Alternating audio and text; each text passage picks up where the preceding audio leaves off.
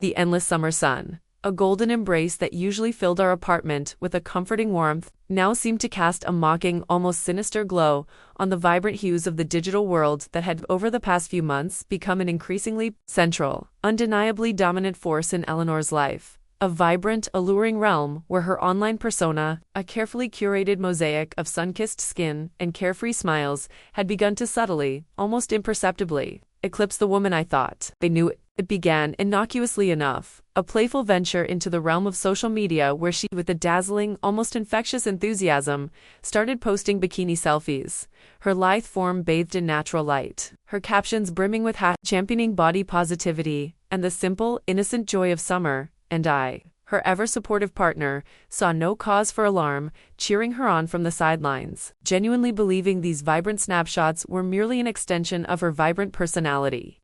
A harmless expression of self-confidence shared purely for fun, never once imagining the dark, insidious current that lurked beneath the shimmering surface of her seemingly innocent online escapades. Her phone, once a casual accessory, became an almost inseparable appendage. Constantly clutched in her hand, its screen a private portal to a world from which I was increasingly excluded. Her attention frequently drawn away from our conversations, her laughter sometimes echoing from behind closed doors. Faint and unidentifiable, each small, seemingly insignificant shift in her behavior, a tiny crack appearing in the flawless facade of our shared life.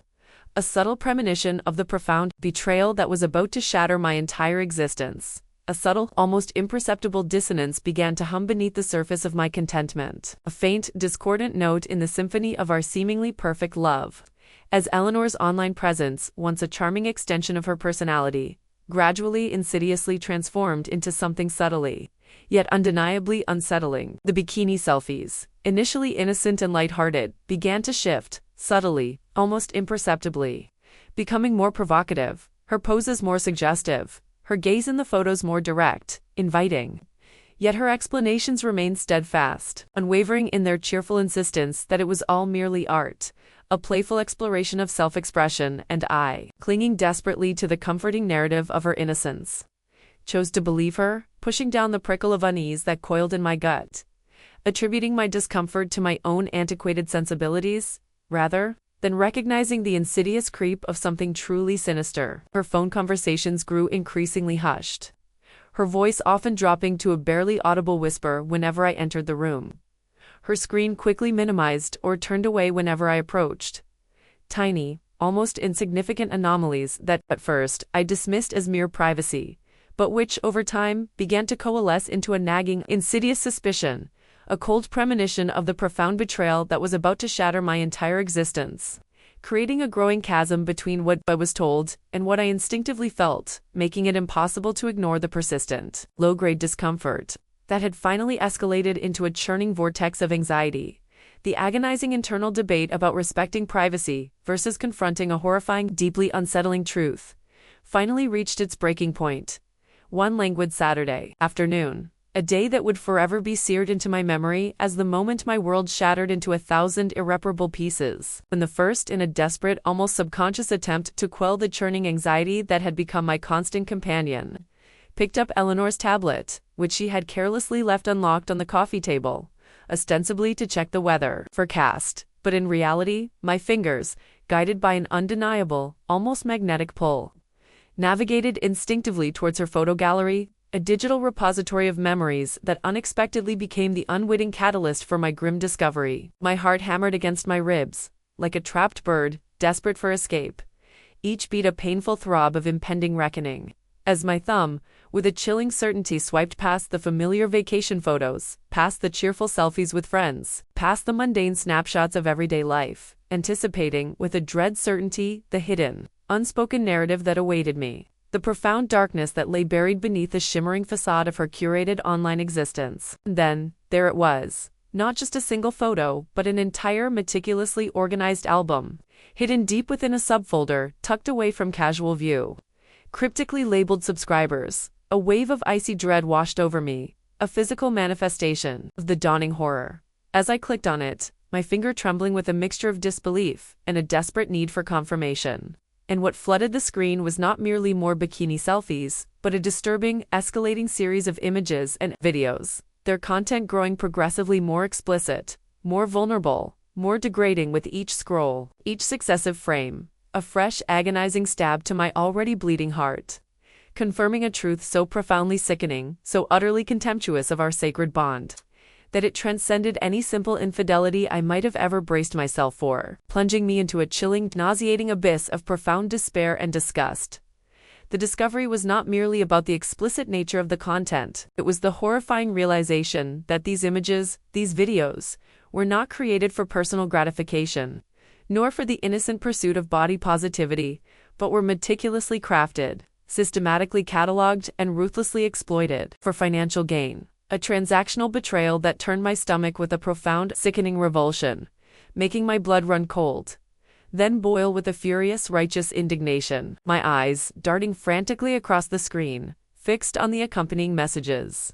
Chillingly formal in their tone, clearly detailing payment agreements, content requirements, and specific deadlines, all from a single anonymous user ID, a faceless entity pulling the strings of Eleanor's secret life, transforming her into a puppet,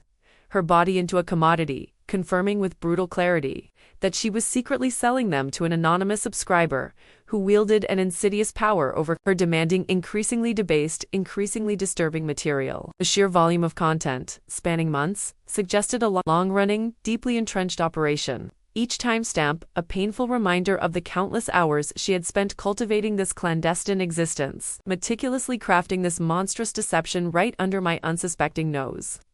while simultaneously sharing our bed, our meals, our future.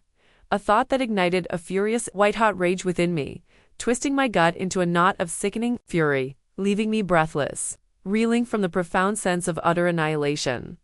The insidious nature of the anonymous subscriber's demands became horrifyingly clear as I scrolled deeper into the hidden folder. Each successive image and video, a chilling testament to a relentless psychological escalation that systematically chipped away at Eleanor's dignity, her self-respect, and ultimately, her very essence, revealing a trajectory of degradation that sent waves of profound nausea and disgust washing over me. The initial requests, accompanying what she presented as fun bikini selfies, were seemingly innocuous, mere suggestions for slightly different angles or more suggestive poses, easily dismissed as the harmless curiosities of an online admirer. But these quickly, insidiously morphed into explicit instructions for increasingly revealing attire, for simulated acts of intimacy, each demand pushing her further beyond the boundaries of what I believed she was capable of, subtly, expertly, eroding her moral compass with each click of the shutter. The content spiraled downward with a terrifying velocity, from mere poses to suggestive dances, then to partial nudity, then full nudity. Each new demand pushing the envelope further, crossing boundaries I never imagined she would breach, accompanied by increasingly depraved messages from the anonymous subscriber, their tone shifting from complimentary to subtly coercive, their payment increasing with each concession, each act of self-abasement indicating a chilling understanding of her vulnerabilities, a masterful exploitation of her growing dependency on the illicit income. It was clear that this was not merely a transaction of images, but a sinister psychological manipulation, a systematic dismantling of Eleanor's self-worth, pushing her into increasingly disturbing territory, transforming her from an active participant into a desperate compliant puppet. Her expressions in the later videos often haunted, devoid of the carefree joy she once radiated, replaced by a vacant, almost desperate quality, a stark, agonizing testament to the profound psychological toll this insidious game was taking on her, a realization that chilled me to my very core. And then, I found it, lurking at the very end of the horrifying collection. A file dated just last week, its thumbnail a distorted blur, a digital harbinger of absolute, irreversible destruction, beckoning me with a morbid, irresistible pull, even as every fiber of my being screamed in protest, urging me to look away, to unknow what I was about to witness. My finger, trembling uncontrollably, hovering over the play icon, felt impossibly heavy, burdened by the terrible weight of impending revelation. As I braced myself for the final devastating blow, knowing, with a terrifying certainty, that this was the definitive line, the point of no return, the ultimate betrayal of herself, her dignity, her very soul. With a silent choked gasp, I pressed play, and the image that flickered onto the screen, briefly illuminated by the cold, unforgiving light of the tablet, was not merely disturbing. It was a grotesque, utterly dehumanizing spectacle that shattered every remaining fragment of my preconceived notions about Eleanor, about our relationship, about the very concept of human decency, forcing me to confront a darkness so profound, so utterly depraved, that it threatened to consume me whole, leaving me breathless, utterly nauseated, and profoundly, irrevocably scarred. The content, unmentionable in its specifics, involved a level of vulnerability, of self-degradation, of outright perversion, that defied comprehension, far exceeding any previous boundary, any previously imagined limit, demonstrating an astonishing, terrifying compliance with the anonymous subscriber's most twisted, most abhorrent demands, making me question everything I thought I knew about the woman I was supposed to love, revealing a chilling capacity for self-destruction I never knew existed. The sheer, calculated cruelty of it, the cold,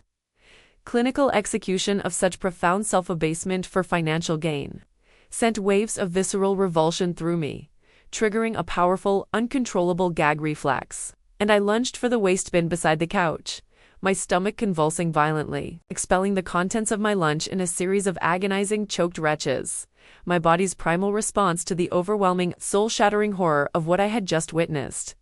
Because the last video she recorded broke every limit, shattering not just her dignity but also my faith in humanity, leaving me utterly, profoundly disgusted, and forever changed by the agonizing, unspeakable truth.